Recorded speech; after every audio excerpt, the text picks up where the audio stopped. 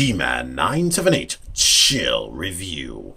Hello everyone, right now I am reviewing Zeta ZA-01 Armageddon Takeoff. This is their G1 version of Combaticon Blast Off. Now, I don't know what design aesthetic they're going for because it incorporates stuff from the cartoon and the original G1 toy. If you collect all 5 of these guys, you get one big picture. But yeah, you can decide when I get there. And there you go. That when I did my unboxing, I opened it up right here. That's QC issue number 1. No, that wasn't supposed to come open like that. It's actually taped right here, and I was supposed to cut that, but it just comes off right there. So lucky Matt, he doesn't have to open it. He doesn't have to cut the tape. Here is Takeoff's tech spec card right there, and the tech specs are actually in English. So there you go. That no bio at all anywhere. Here is Takeoff in the flesh, and he's not a horrible toy. He just has a ton of design choices that I don't particularly like. Here is a pose you can get him in. If you want to, using his combiner joint, he can rock to the left, but only on that side because the joint doesn't work in reverse. But he's supposed to just be able to do that. I put his guns on the side of his legs because that's how the G1 toy typically was. And there is no way, I don't know. Well, that can store there. And the other gun can go in his hand if you like. But let's let you see this gun up close. It's basic. It has a lot of detail, to be honest. And it does have different colors. So it has a lot of the Masterpiece Figures guns beat because it's multiple colors, including his main handgun right here, which slides right into the hand because this thing is like a Masterpiece Chug hybrid. But I like this gun. I like the way that looks. It's chock full of detail beyond what we get with the Masterpiece Figures guns. And it even has paint once again on this gun. The other gun is identical to this right here. In order to get the gun into the leg, I had to unfold this wing. It can fit in either here or here. But this is supposed to port into there, and that's supposed to collapse like that. Same thing over here. Port there and collapse that. But, man, main design choice that I don't like is he has a ton of kibble.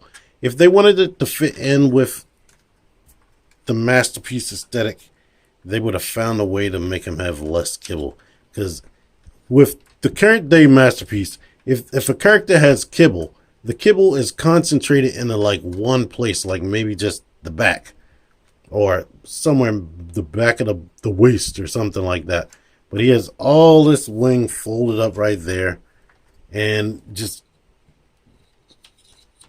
space shuttle chunks just hanging off the forearms, which is unfortunate.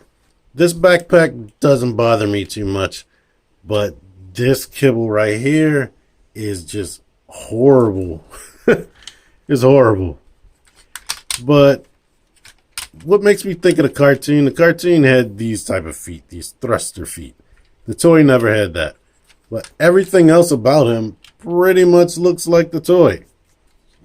They were kind of almost able to make the forearms look like the cartoon and the G1 toy, but not all the way. I don't know. And the face, I guess, would be cartoon and toy accurate.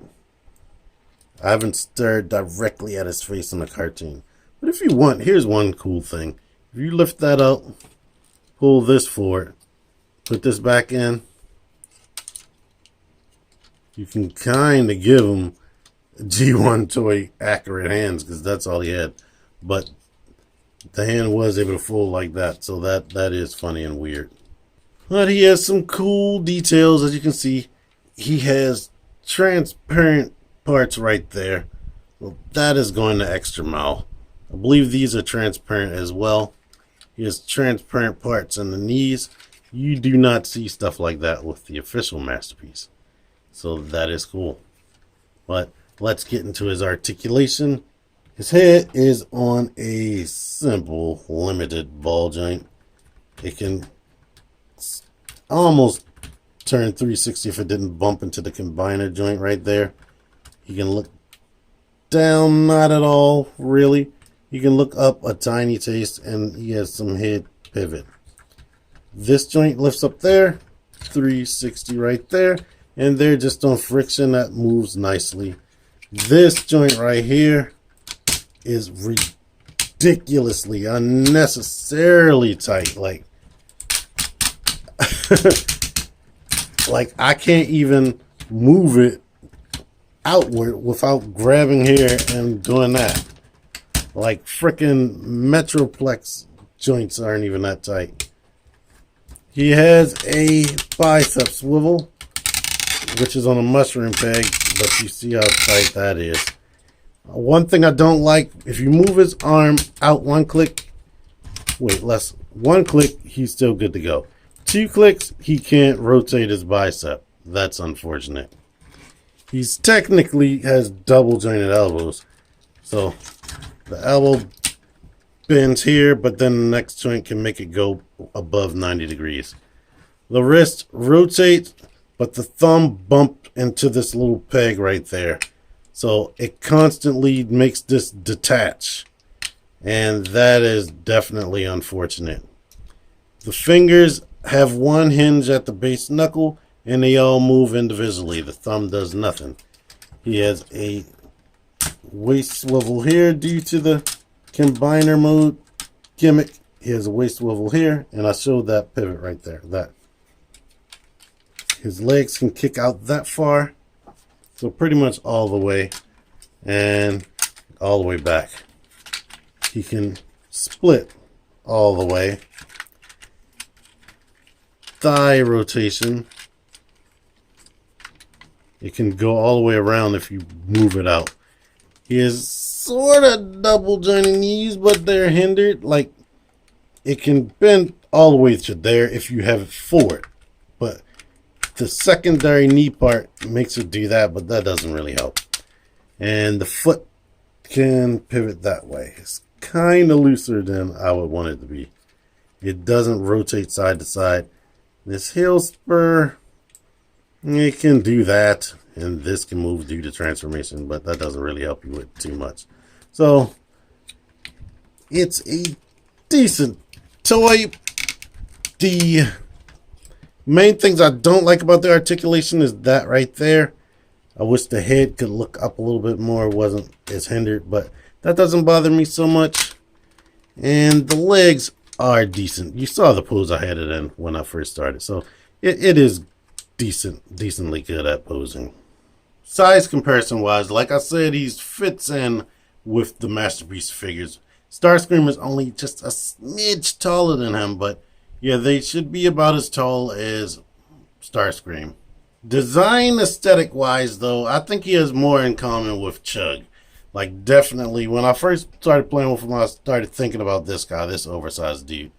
And he's really has a lot in common with this guy. Just clunky, a lot of kibble hanging out all over the place. But these guys had enough sense to make the bicep joint able to rotate no matter how far out you have it. So, yeah, there you go with that. Like, do you want him to be as tall as a leader class? I don't know, because that to me is kind of out of scale, because Jetfire is supposed to be huge. Power Master Optimus Prime is huge. Transformation. It's not super difficult. I believe I figured it out by myself for the most part, but there's a lot of frustrating panel shifting that gets annoying. So let's start with this, what I already showed. Bring that out, shift that out, put the hand in, put that in. Rotate this around, bring that to there. Same thing over here. Bring that out. Ba-ba. Ba-da-ba. Ba-da-ba. Yadda-dee. Ba-da-ga. Okay. Now we lift the arms up like this and out like that. You would think you have to rotate the head in, thinking about Combiner Wars or just about any other toy line. But no. Lift this up. Lift this up even further. So now we need to bring this up. get this down. Open this panel up. Open that panel up. Start connecting all this stuff together.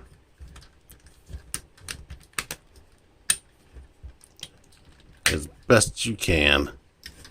And shift that up like that above there. Okay? Okay. Now we gotta separate this. Well, actually, we don't have to separate it. Just bring it up and forward. Now we could bring this up. So there's a lot of panels. Like, think Titans Return Astro Train with 50 times more panels. And you'll be where you need to be mentally. Well, now we need to move this up out of the way. Just up and out of the way. And you got to bring this landing gear out. This landing gear, if that's not out, it will keep continuously getting in the way of the wings right there. Rock that forward, which is easier said than done and scary, to be honest. Bend that like that. Leave it alone for now. Now we can move this out the way. We might as well go ahead and lift that up. No, leave it like this for now. Move that out the way. And now we need to move this out of the way, because if you don't move this, it's a ton of other crap. So you got to push the hinge up and then hinge that up. Push the black hinge up and move that up. Okay. Now we can pull this open. Get that out of the way. Go ahead and lift this up. Bring this out. And now we need to bring this up and out and rotate it again. Oh boy. We just basically bring it up and rotate it until it's matching that. Because I know that's going to be difficult to remember. Lift that up. Open this up. Bring the wing out. Bring this panel up and around, up, and like that. Okay. So now we need to combine towards this dude. Shift the leg into there and click it into place. Shift the leg down into here and snap it into place. At this point, we can go ahead and peg the legs together there. Now we need to take the foot, rock it this way, lift that up, lift this up, and then bend that down. Let's do that again. Rock this up, rotate it down, point it straight up, and then bring that down right here until it's like that. Bring this back, actually. Bring this down and bring that down. Line these up. Align this fin up and try to connect it together. Make sure that the fin is above there on both sides. And now they can squeeze together. And you can squeeze that together. Now we can bring this down. Bring this down. And if you know what a space shuttle looks like at all, you know this needs to be down here. And this needs to rock into the place right there. Unfortunately, that's not sticking into where that needs to be. All of this stuff, this panel, these panel, do not connect them. Everything else I did, do that. But don't connect these, or these until you shift this wing part up and plug that into place on both sides. If you plug in anything else, you won't be able to get these wing parts up into there. So now we can go ahead and shut this. Shut this, and this needs to be in first before we can bring this in, because that peg goes into here.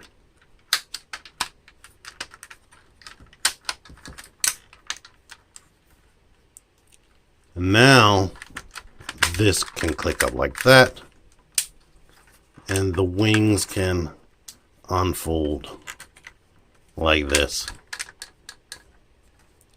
And good Lord, it is a space shuttle. And it looks good. This is a super Power Glide or Richthofen was a clean transformation. This is a clean transformation too. Like, you can barely see, you can visibly see the panel lines, but they come in so seamlessly. It just looks like a real space shuttle. There's like no robot parts showing, since most of the robot is daggone space shuttle kibble in the first place. But there you go with that. If you want, you can plug this into here. Plug that into there. And plug this here. And now he is all aimed up, armed up and everything. You have this landing gear right here, right here, and right here. And let's see how he rolls. Okay, not well apparently, because this doesn't lock into place, so he can only roll forward. If you try to roll him back, that landing gear is going to fall down. Size comparison, here he is next to MP10 right there, so he is significantly longer than MP10 when MP10 is in his truck mode. Here's a mold you might have. If you don't have Jetfire, you probably have Combiner Wars Leader Class Starscream. So he's taller than that with this wing pack on. So basically, Space Shuttle mode is where this thing shines. Third mode, it has a limb mode that's turned into an arm. Basically, you want to detach this. You almost want to just transform it back into a robot halfway. Detach that. Detach these. Detach that. With this open like this, you can put your finger in and push these panels in. There, it's like hard as crap to do it any other way. So you have no choice. Put it like this for now. Detach this. Detach that. We could bring that down. Well, actually, pretend you're transforming it back into a robot, because these needs to fold over. Bring that down like that. And now we need to open this up. The fin folds into here, like in robot mode. I guess you would move this out the way. And yeah, move this up. Like in robot mode. Pull that out the way, move this up. The hand joint would fit into that groove right there. And then you would shut everything. So the hand would be here, hopefully unobstructed. And now we can fold these panels down, fold this panel down, bend that back, bend this back, and fold this down. You're not done, because you have to lift all this up. Lift that up.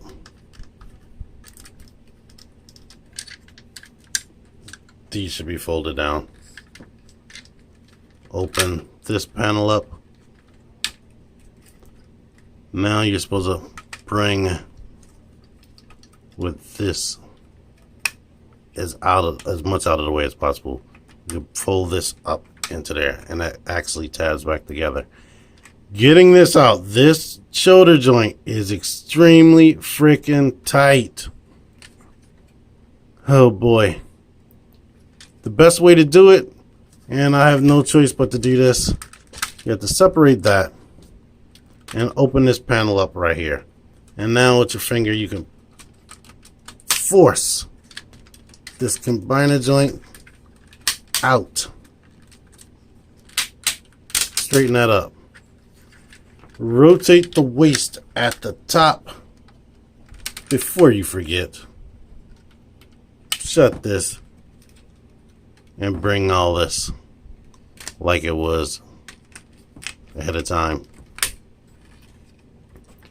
Now we can shut this. We'll cram them together and shut that. And collapse this on top of that. And now he is the right arm of Armageddon. I guess that's what the full name of the thing is. Unless Armageddon means Decepticon, so I'm not sure. But now he becomes a humongous arm. These panels just sit there. They don't connect to anything. So you have to just put that however you want to. And wait. I rotated that the wrong way. Damn it. Well, apparently I had his waist the wrong way. But